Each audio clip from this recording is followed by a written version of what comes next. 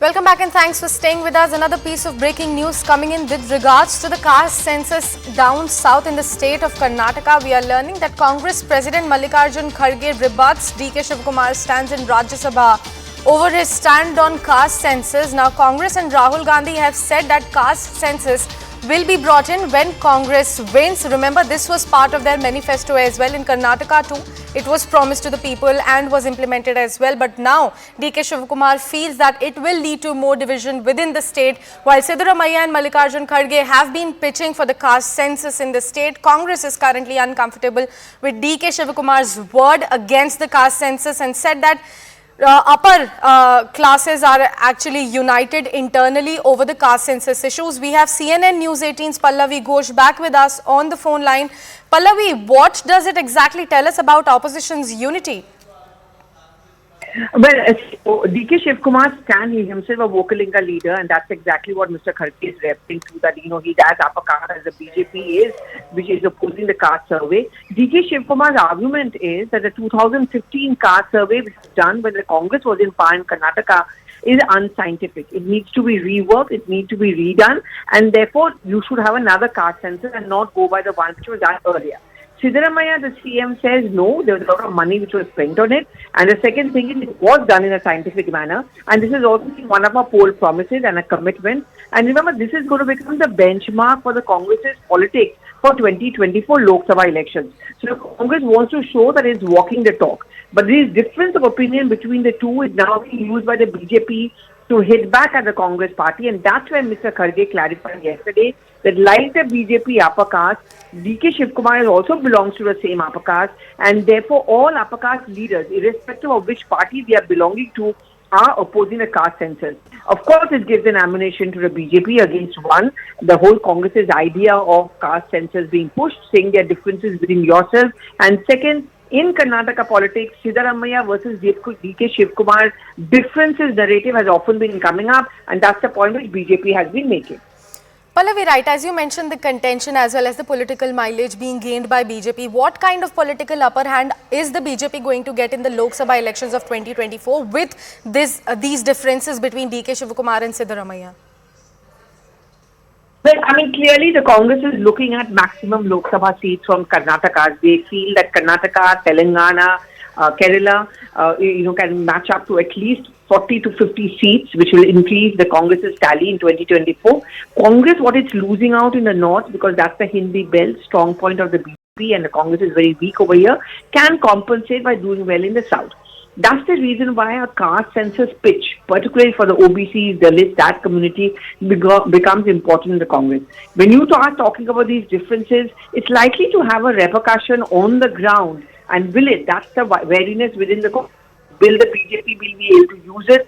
Will the BJP be able to push the narrative that, like in Rajasthan, where differences between Gehlot and Pilot had an impact on the governance, will it the same happen in Karnataka? And performance becomes a yardstick for the Lok Sabha polls. And that is why this kind of public differences and almost near acknowledgement by the Congress president is good news for the BJP.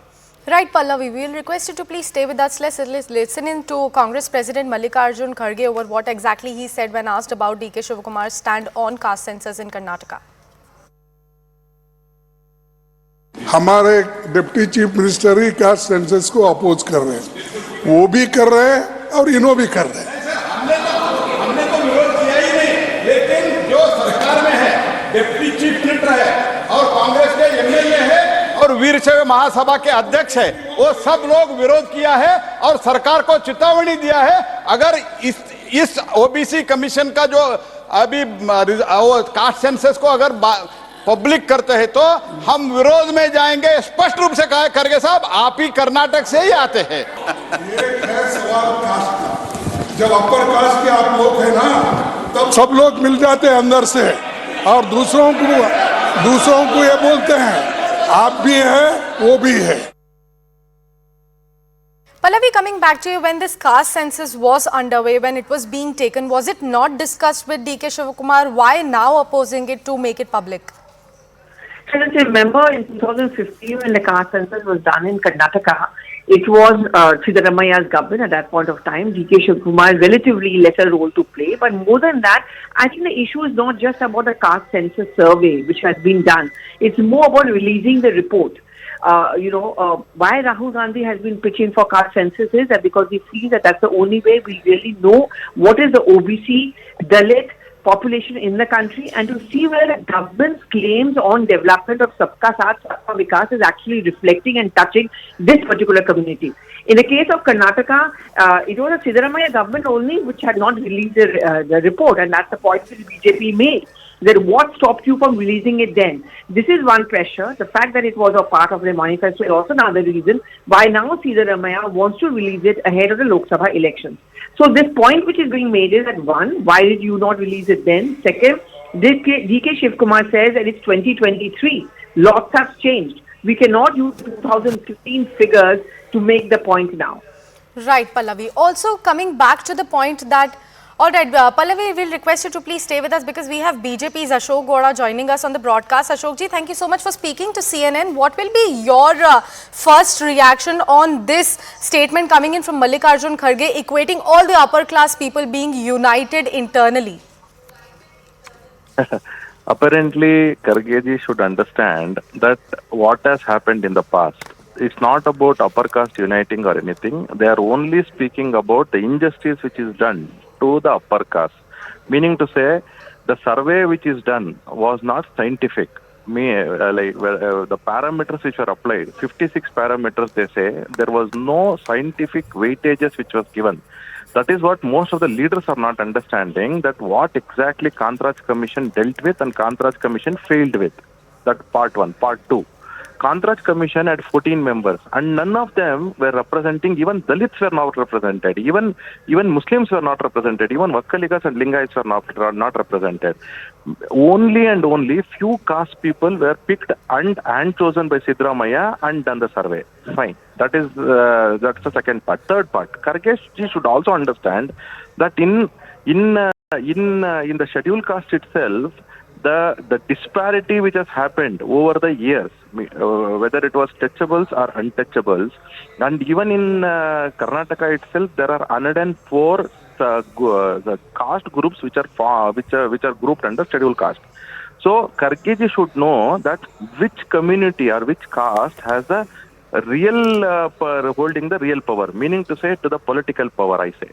Now the representation should happen across all the things. There are so many. There is. Let me just name one. Adi Dravidian community, or the community where our Sulya MLA is coming from. She's a minutest community from the scheduled caste groupings in Karnataka. They have only 200 people in Karnataka's population. This kind of a community should be recognized and given political power also, so that their voice also is heard in the Vidhan Sabha or in the suitable platforms. Unless and until this is done, how can we accept Kantraj Commission's committee report? Right, Ashok ji, thank you so much for speaking to CNN News 18 and putting your perspective across. Would like to thank Pallavi Ghosh for joining us and bringing us all those crucial details as well.